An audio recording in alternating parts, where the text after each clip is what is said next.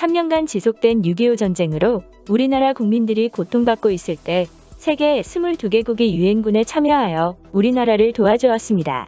이 중에는 아프리카 국가들 중 유일하게 지상군을 파견한 에티오피아도 있습니다. 에티오피아는 우리나라와 비슷하게 과거 이탈리아의 식민지가 되어 고통을 받았었던 기억이 있었고 그들 역시도 독립을 위해 국제사회에 호소하였으나 이를 철저히 외면당한 경험이 있어 한국에게 강한 동질감을 느꼈다고 합니다. 자유의 소중함을 누구보다 잘 알고 있던 에티오피아는 한국 전쟁에 적극적으로 참여하는 모습을 보여주었는데요. 에티오피아의 황제는 한국전에 참여하는 6,037명의 자국 청년들에게 누구나 마땅히 자유를 누려야 한다며 한국을 위해 싸우라고 호소하기도 했습니다. 또 출정식에서는 이길 때까지 싸워라며 그렇지 않으면 죽을 때까지 싸워라 라고 당부했는데요. 죽을 때까지 싸우라는 황제의 명을 받은 에티오피아의 청년들은 혼돈에서 질서를 확립하다라는 뜻과 격파하다라는 뜻을 가진 강류부대라는 이름하에 한국에서 253번의 전투를 치렀고 모두 승리하는 전설을 남겼습니다. 강류부대는 강원도 춘천 지역에서 주로 활약을 이루었는데요. 따뜻한 아프리카에 살던 에티오피아 청년들은 영하 20도를 오르내리는 한국의 매서운 추위에 극한의 고통을 느끼면서도 253번의 전투에서 한 번도 패배하지 않았고 더 나아가 단 한 명의 포로도 용납하지 않는 용감한 모습을 보여주었습니다. 에티오피아 청년들은 한국 전쟁에서 피를 흘린 것뿐만 아니라 부모와 가족을 잃고 굶주린 채 쓰러져 있는 아이들을 보살피기도 했습니다. 기록에 따르면 빵과 음료수를 나눠주었고 자신들이 잠자던 침낭에 고아들을 잠재웠다고 하는데요. 아이들이 많아지자 에티오피아 청년들은 전쟁 고아들을 보살피기 위해 보아 고아원을 설립하고 자신들의 봉급을 내어 아이들을 치료하고 공부까지 가르쳐 주었습니다. 누구보다도 따뜻한 마음을 가진 에티오피아 청년들은 한국에서는 영웅이라고 불렸지만 전쟁이 끝나고 자국으로 돌아가서는 좌절할 수밖에 없었습니다. 한국이 공산화되는 것은 막아냈지만 정작 자국인 에티오피아가 공산화되어 버렸기 때문입니다. 1970년대 에티오피아가 공산화되면서 참전용사들은 영웅에서 반역자가 되어버렸습니다.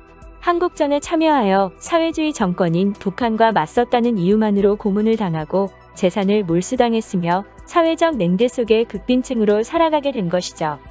특히 에티오피아의 황제가 한국전쟁에 참여했던 강류 부대원들에게 직접 하사한 참전용사들의 마을은 공산화되기 전까지만 해도 중산층 지역에 속했으나 현재는 에티오피아에서 가장 열악한 지역이라고 합니다. 이로 인해 현재까지도 한국전에 참여한 전쟁 영웅들은 하루 끼니를 걱정하고 비가 새는 집에서 겨우 잠을 청하고 있는 것이 현실이라고 하는데요. 6,037명의 에티오피아 참전 용사들 중 현재는 100명가량이 생존해 계신다고 합니다.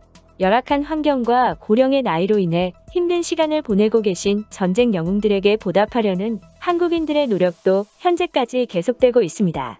참전 용사들의 고향인 에티오피아에서도 한국인들의 지원이 이어지고 있고 몇 해 전에는 참전 용사들이 한국에 방문하기도 했었는데요. 한국인들로 구성된 민간단체에서는 에티오피아 현지에 있는 참전 용사들의 낡은 집을 매년 수리해오고 있습니다. 비가 새고 곰팡이가 가득한 낡은 집에서 한국전 참전 용사들이 어렵게 생활하고 있다는 소식에 민간단체에서 나선 것인데요. 올해에도 에티오피아에 있는 참전 용사의 집 5채를 수리했다고 합니다. 이에 6.25 전쟁 요크고지 전투에서 눈을 다쳐 시력을 잃은 에스게 씨는 집에서 떨어진 공동 화장실을 쓰려면 많이 불편했는데 집안에 화장실을 만들어줘서 너무 행복하다며 한국에 감사하다고 한바웃음을 보이기도 했습니다. 또한 민간단체에서는 생존해 계시는 참전용사분들께 생계비와 의료를 지원하고 돌아가신 참전용사의 가족들에게는 생계일지를 위해 사망위로금을 전달하기도 했는데요. 2017년에는 한국전쟁에 참여했던 강류부대의 3명의 영웅들이 67년 만에 한국을 방문하기도 했습니다. 영웅들은 한국전쟁에 참여할 때만 해도 한국은 도움을 필요로 하는 아시아의 작은 나라였지만 현재는 세계의 영향력을 가진 국가로 발전하여 보람을 느낀다는 반응을 보였는데요. 참전용사들은 한국전에 참전했다는 이유로 자국에서 손가락질을 받으며 고달픈 삶을 살아가고 있으면서도 하나같이 한국전 참전을 자랑스럽게 여기고 있었습니다. 22살의 나이에 한국전에 참전했다는 불차 울레카 씨는 한국 방송사와의 인터뷰에서 전쟁 때 만난 한국인 아들이 있다고 밝히며 한국의 아들 박동화가 살아있는지 궁금하고 다시 만나는 것이 소원이라고 말하기도 했습니다. 불차 올레카 씨의 말에 따르면 전쟁 당시 어머니의 시신을 껴안고 있던 한국인 아이를 발견했고 내버려둘 수 없어서 부대로 데려와 동료 대원들과 함께 막사에서 군복을 줄여 입혀가며 손수 아이를 키웠다고 하는데요. 하지만 전쟁이 끝나자 황제의 귀국 명령이 떨어졌고 불차 씨는 아이를 고아원에 맡기고 떨어지지 않는 발걸음을 옮길 수밖에 없었다고 합니다. 현재 90세를 넘긴 불차 씨는 박동화는 제 인생의 첫 번째 아들이고 다시 만나는 것이 마지막 소원이라며 빛바랜 흑백 사진들을 소중히 어루만졌습니다. 또 다른 참전용사인 아사파 데미사 씨는 아들과 손자를 만나러 한국에 왔다며 20여 년 전 아들을 산업연수생으로 한국에 보냈다고 밝혔는데요. 아들이 한국에서 심한 인종차별을 겪고 힘든 시간을 보내다 한국 생활을 포기하고 싶다고 속마음을 털어놓았을 때 아사파 데미사 씨는 나는 전쟁 때도 한국을 포기하지 않았다. 너도 쉽게 한국을 포기하지 말아라고 아들을 타일렀다고 합니다. 아버지의 말에 아들인 해녹 씨는 결국 한국의 자리를 잡아 한국 국적을 취득했고 결혼해 아들까지 낳았습니다. 아세파 씨는 손자를 한 번도 만나보지 못했다며 자신이 지킨 나라에서 아들과 손자가 행복하게 사는 모습을 보러 67년 만에 다시 한국 땅을 밟았습니다.